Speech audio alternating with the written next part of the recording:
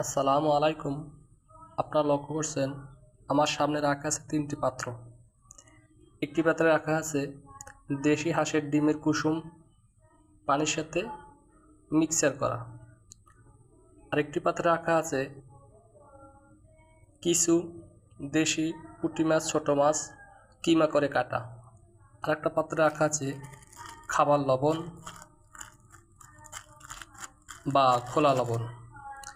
এই পাত্রটির যে দেখতেছেন সাদা কুসুম, ডিমের কুসুম, এটি মাছের বাচ্চাদের জন্য খাবার।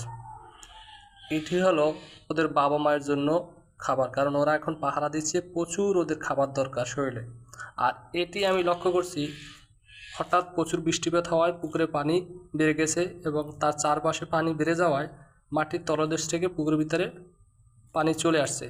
তাই জৈব পদার্থ, বাতাস এবং বৃষ্টির পানি এই সংমিশ্রণে পানিতে আয়রন সৃষ্টি হয়েছে, পানি কিছুটা পরিমাণ কালো হয়ে গেছে। তাই আমি এই 1 কেজি পরিমাণ লবণ 4 শতক জমিতে ছিটিয়ে দিব, যাতে পানিটা বেশি নষ্ট না হয়, বাচ্চাদের কষ্ট না হয় এবং পানির ভিতরে অক্সিজেনের মাত্রা বেড়ে আসে। ধন্যবাদ।